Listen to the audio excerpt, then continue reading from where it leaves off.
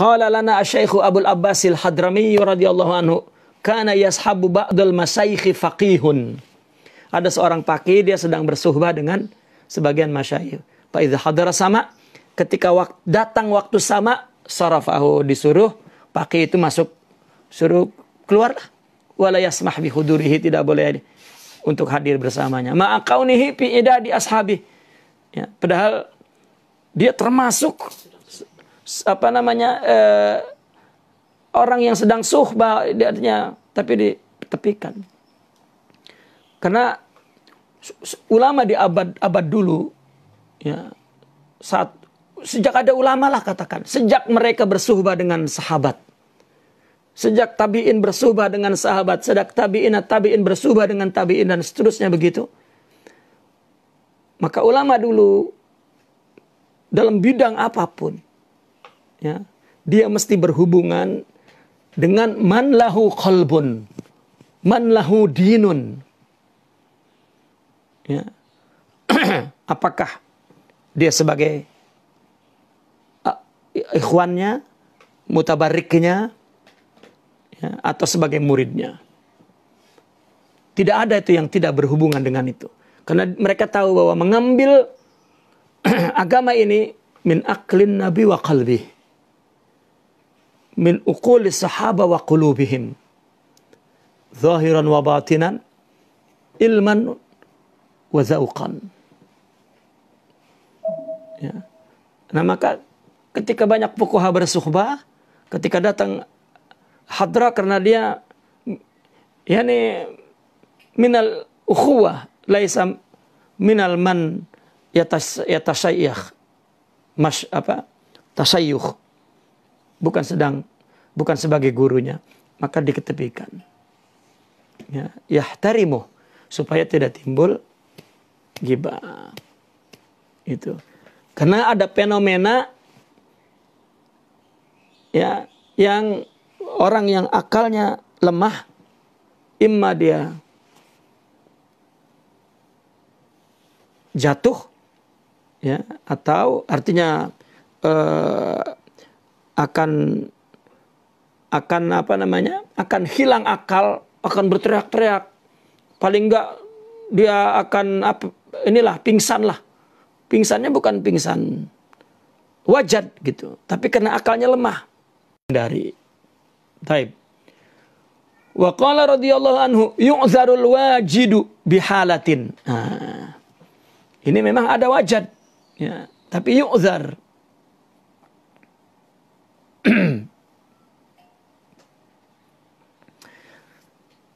Apa wajad itu? Kita bahas dulu. Ya. Taib, kita baca dulu, oke. Yu'zarul wajidu bihalatin la yamliku nafsah fiha. Dimaafkan orang yang sedang wajad tuh, dengan sebab satu kondisi yang dia tidak dapat memiliki jiwanya, menguasai jiwanya. Walahu hukmul majnun, hukum dia hukum gila. Bihalihi, karena ada hal itu. Bisukuti i'tibarihi af'alihi wa adami jarri al-ahkami alaihi.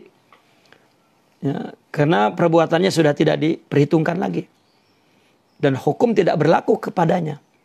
Intahaqqaqa wujudul halati minhu. Jika memang adanya hal itu betul. Ya, bukan dibuat-buat. Orang ada sima, ada maulid, ada hadrah, terus dibuat-buat. Dia sendiri yang tahu itu. Kita tidak perlu artinya menuduh orang, artinya kita sendiri jangan dibuat-buat. Karena kalau sudah majelis itu dibuat-buat, ya, akan ada ukubahnya itu. Paling kurang ukubahnya, ya, nanti orang akan saling menghina terjadi di situ. Ya. Wa yalzamuhu istidrakul faid, dan dia masih wajib mengganti apa-apa yang ditinggalkan sebelumnya, sebelum gila tuh. Kalau sedang gila dia melakukan apa itu mesti, ya, memperbaiki apa yang sudah dilakukan sebelumnya yang luput. Kasakrani litasabbubihi fil asal, seperti orang mabok mabok itu karena ada sebabnya yang dia lakukan pada mulanya itu, fil asal, pada mulanya. Oleh karena itu, orang yang dibikin-bikin gilanya, dibikin-bikin sebabnya, ya, kalau dia melakukan sesuatu, meninggalkan sesuatu, maka dia tetap wajib mengganti sesuatu yang ditinggalkan. Atau tinggalkan sebabnya itu. Wa yantafi jawazul iktida'i bihi, dan kita tidak boleh mengikutinya. Ini terjadi seperti tawajudin nuri fi qiyamihi lisayyab isaran. Terjadi nuri tawajud ketika dia berdiri di depan orang yang akan memenggalnya. Ya. Bentuk apa tawajudnya ini? Isar. Ya, apa itu isar? Mengutamakan orang lain dari dirinya. Nah, sebelum ini kita akan membahas tentang wajad ini. Wajad itu apa? Wajad adalah satu kondisi yang disebabkan oleh sama. Itu kalau kaitannya dengan sama. Sama ini kan sama Al-Quran boleh. Sama ini bukan mendengar. Sama ini umum. Ya, kenapa dikatakan sama? Padahal qasidah. Karena orang berqasidah itu ada yang dia dengar. Tapi bukan dengan telinga kepalanya. Tapi telinga batinnya itu sama. Itu sebab akibat daripada dia mendengar batinnya, maka ada sesuatu di batinnya dinamakan wajad. Wajad itu dari wajada yajid. Ya. Merasa, mendapatkan di dalam batin cuman. Karena yang didapatkannya, yang dirasakannya itu banyak, maka itu sebab disebut wajad. Ya. Karena kalau hanya yang dirasakannya sedih, maka mungkin akan dikatakan al-huzun. Kalau yang didapatkannya menangis saja, maka dikatakan itu al-buka. Tapi karena setiap orang berbeda apa yang didapatkannya ketika dia mendengar batinnya, maka disebut wajad. Nah, mendengar ini, yang terendah itu dari sama. Dari nyanyian, itu paling rendah. Orang jika mendengar nyanyian menangis, itu wajad paling rendah. Ya. Wajad yang paling tinggi, dia dihina oleh orang, tapi yang dia dengar di batinnya itu adalah teguran Allah. Itu tinggi sekali itu wajad tuh. Ini kita dihina malah kuping kita jadi debleng tuh. Ya. Wajadnya wajad syaitani. Yang dia dapat itu syaitan udah amarah, murka itu terus. Ya. Orang mendengar Quran saja. Ya. Ada ayat lagi kalau memang dia mampu mendengar ayat Al-Quran dan wajad itu memang aulia. Ya, makanya orang ada yang mengumpamakan paling tinggi. Ya, orang yang punya wajad ketika dia mendengarkan Al-Quran, seolah-olah Quran yang dia baca itu, bukan orang baca bahkan, merasa bahwa dia sedang mendapatkan wahyu dari Allah. Kan itu wajad namanya. Ya.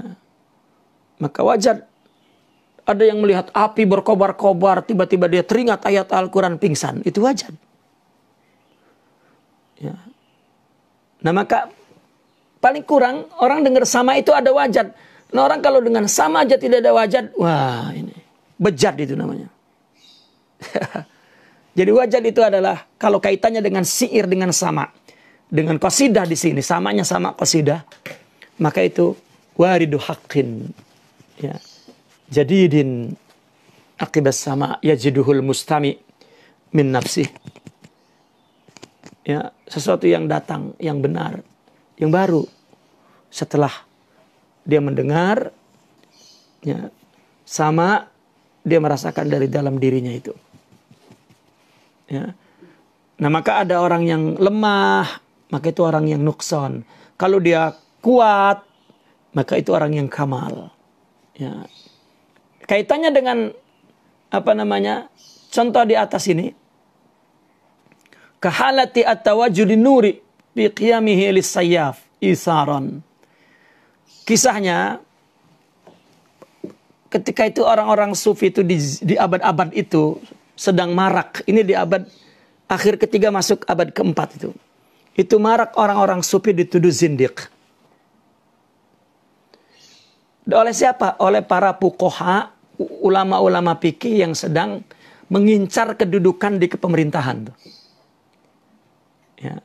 Karena para khalifah, artinya pemerintah pada saat itu, dia akan mengangkat ulama yang menjadi corong masyarakat, ya, yang menjadi yang representatif lah katakan. Dan orang sufi selalu diriungi dan didengar oleh masyarakat. Ini timbul kecemburuan, ya, dari para fuqaha yang memang sejak mulai belajar fikih, sejak mulai belajar lah, dia memang ingin kedudukan tuh. Ya.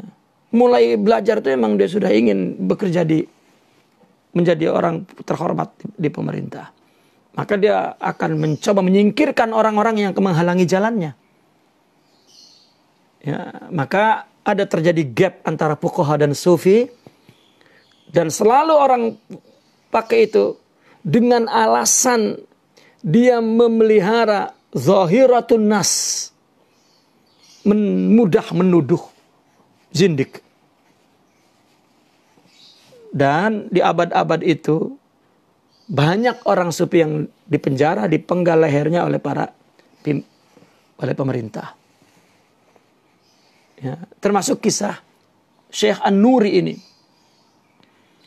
Dipanggil oleh khalifah itu orang-orang yang dituduh jindik minas sufiin. Berbaris tuh. Untuk menerima giliran dipenggal. Nah, Imam An-Nuri di nomor 2. Lalu dia ada kawannya di nomor pertama. Nah, ketika dipanggil kawannya untuk maju dipenggal, maka Imam An-Nuri menyingkirkan kawannya dan dia yang maju ke depan. Saya dulu. Ya. Maka si sayap itu, si pemenggal ini bertanya, ya, apa yang mendorongmu kamu ingin lebih dulu dibunuh daripada temanmu? Maka beliau mengatakan, asartu hayatahum ala hayati hadhil lahzah. Saya ingin mengutamakan hidup sebentar, ya, teman saya itu, biar saya mati duluan. Akhirnya berhentilah si sayap ini. Dan orang-orang yang hadir juga menyuruh, ya, stop, jangan bunuh dulu. Dibawalah ke Qadil Qudat. Ya. Setelah dibawa ke Qadil Qudat, ditanya tentang ibadah, tentang tohara, tentang seorang jindik kan mungkin dianggapnya udah nggak ibadah. Artinya di zaman itu hatta Qadil Qudat nggak ditanya lagi karena itu udah perintah. Ya, karena itu hasad daripada pada saat itu para fuqaha. Langsung dibunuh saja. Ya, tidak ditanya sholat nggak dia. Contohnya Hallaj, Sidnal Hallaj radhiyallahu anhu. Ya. Dia sholat 5 waktu selama 15 tahun. Selalu dia ulang sholatnya karena takut tidak khusyuk itu. Ya, katakan seperti waswas, tapi ini waswas rohani, bukan waswas akli. Was-was hub. Ya, orang kan kalau cinta selalu minta maaf, maafkan aku, maafkan aku, maafkan aku, maafkan aku, meskipun tidak berbuat salah. Ya, kita berbuat salah saja tidak mau minta maaf. Ya. Nah, ketika dipanggil itu Syekh An-Nuri, ditanya bab ibadat, bab tohara, bab sholat, dijawabnya dengan baik. Waduh, mana jindik ini? Lalu kemudian Imam Syekh An-Nuri setelah ditanya tentang perkara-perkara ibadah, beliau menjawab, wa ba'da hadza lillahi ibadun yasma'una billahi wa yanzuruna billahi wa yasduruna billahi wa yariduna billahi wa yakuluna billahi wa yalbisuna billahi wa yajlisuna billahi. Ya.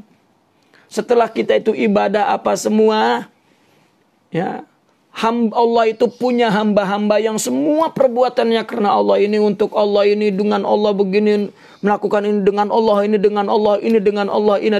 Ketika Qadil Qudat itu mendengar perkataan An-Nuri, ya, baka tawilan, dia menangis lama-lama itu dan terseduh-seduh itu.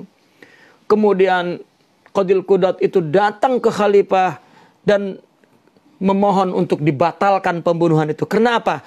Apa kata Qadil Qudat? In kana haula'il qaumu zanadiqah falaysa fil ardi muwahhid. Kalau semua itu jindik, berarti di bumi ini nanti nggak ada yang bertauhid. Ya, itu sebab jadi istilah wali itu zindik.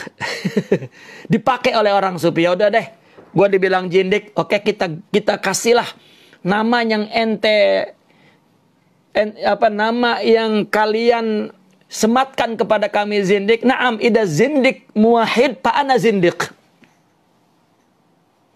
Maka ada ungkapan begini, jika Anda ingin tahu wali, maka perlu mendapatkan saksi dari 70 zindik. Maksudnya zindik di sini adalah muwahhid. Hati-hati kita membaca kata-kata di abad-abad itu tuh. Apa maknanya itu? Ya. Orang kalau membaca sekilas, lihat orang sufi bermain dengan kata-kata. Mereka yang di luar ya, juga bermain dengan kata-kata. Itulah kata-kata selalu dibalas dengan kata-kata. Ya, itu juga mungkin balasan orang sufi juga tuh. Karena selalu mengucapkan isyarah itu. Ya. Ini. Nah ini kan orang ingin dibunuh dulu. Ini kan keluar dari akal ini. Mestinya orang tidak boleh bunuh diri. Ya, kalau memang dibunuh, memang dipenggal, itu syar'i. Tapi kalau menyodorkan diri, ini secara syarat tidak betul. Paling kurang akal. Nah, maka orang yang sedang wajad, ya karena mungkin ketika nak dibunuh, dia merasa, wah saya ya sudah lebih dulu. Kena hubnya, kena isarnya itu. Majnun kan. Lihat isar para sahabat. Orang terdampar setelah perang. Mereka kehausan itu. Karena kalau darah keluar itu akan haus tuh.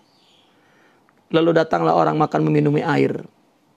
Ya, karena peperangan di padang pasir terik begitu panas. Ya. Datang perempuan-perempuan mau nak bagi minuman. Namun ketika air mau nak dituangkan ke mulut mereka, dia mendengar kawannya ya minta air. Dia tutup mulutnya. Beri minum dia dulu. Dia tahan hausnya. Ini wajad, ini hub. Ini akhlak. Ya. Akhirnya si pemberi air pergi ke sana, wafat. Ya. Tidak keburu dapat minum. Kemudian dia patah balik, dia balik lagi ke sini, wafat. Dia mati fil wajad, yaitu isar. Karena kalau tidak, berarti kalau dia sadar, berarti i'anatun ala qatli nafsih. Berarti dia sama dengan menolong untuk membunuh dirinya. Yang kedua, kahalati Abi Hamzah fi baqaihi fil bi'ri hatta ukhrija bimahlakatin. Ini wajad yang terjadi pada Abi Hamzah. Yang mana dia tinggal di dalam sumur, ya di dalam perigi itu. Ya, dan kemudian dikeluarkan oleh sesuatu justru yang menyeramkan itu, yang mengeluarkan. Ini apa kisahnya? Fil bi'ir. Ini cerita daripada Imam Syibili. Karena Abu Hamzah itu termasuk wali kabir. Ya. Dia seorang yang memang selalu di rumah. Tidak akan keluar kecuali untuk urusan yang besar. Baru Imam Abi Hamzah itu keluar dari rumahnya hanya untuk urusan yang besar. Kalau tidak ada urusan yang besar, maka dia lebih banyak tinggal di rumah. Kemudian ketika ada di rumah, tiba-tiba orang-orang fuqara, ya orang-orang yang tidak punya, datang mengetuk pintunya untuk meminta uang. Sedangkan dia tidak punya apa-apa. Wala makanan, wala uang, wala syai'. Dan pakaian pun hanya 1-2 helai yang dipakainya. Tiba-tiba mereka tuh banyak sekali orang yang datang minta-minta. Maka pakaian yang beberapa helai itu diberikan kepada dia. Dan dia hanya memakai pakaian dalam saja. Dan tidak, ya, hanya celana dalam saja. Tubuhnya lainnya dia tidak mengenakan pakaian. Karena diberikan kepada. Ini kan wajad namanya. Nah kemudian setelah diberikan, dia merasa bahwa sudah tidak punya apa-apa. Maka ya, dia wajad. Ya, akhirnya dia lari dari rumahnya, entah kena terjadi majnun. Dia lari dari rumahnya, entah kemana, ke Sohro itu. Rupanya tidak sadarkan diri, dia tercebur dalam sumur. Ya. Setelah terjebur dalam sumur, maka diam di sumur. Kemudian ada 2 orang yang datang melalui sahara itu dan ketemu sumur. Yang satu bilang, sumur ini kenapa ada di tengah sahara? Ini boleh-boleh nanti orang kalau yang lalu ke sini dia akan jatuh nih. Kalau begitu kau ambil batu-batu, ambil kayu-kayu, yuk kita tutup. Ditutup oleh 2 orang itu. Ya, musibah lagi tuh. Akhirnya Sidi Abi Hamzah, dia mau berteriak kepada 2 orang itu nak minta tolong, tapi dia teringat dengan janji dia. Dia punya janji rupanya kepada Allah untuk tidak minta tolong kepada siapapun selain Allah. Itu sebab dia sering berada di rumah tuh. Ya. Dia tidak mau minta tolong kecuali kepada Allah. Begitu dia mau panggil, tidak, aku hanya minta tolong kepada Allah. Ya, akhirnya dia berada di sumur berhari-hari. Sampai satu malam dikejutkan oleh apa? Oleh ada debu-debu yang jatuh ke bawah. Ya, ada debu-debu yang jatuh ke bawah. Lalu ya, rupanya ada orang yang sedang menyingkirkan tutup sumur itu. Ya. Lalu orang yang sedang menyingkirkan tutup-tutup sumur itu, dia mengulurkan kakinya dan mengatakan, ya, Abu Hamzah, pegang kedua kakiku. Dipegang karena malam itu, kedua kakinya dia terkejut. Kenapa kakinya kukunya panjang-panjang? Ya. Maka kemudian ditariklah Abu Hamzah dan sampai ke atas sumur. Rupanya apa yang dia lihat? Binatang buas yang besar yang menolong dia. Lalu binatang itu mengatakan, aku yang menyelamatkanmu. Ya, dan kemudian pergi. Ini wajar. Ya, daripada Sidna Abu Hamzah. Allah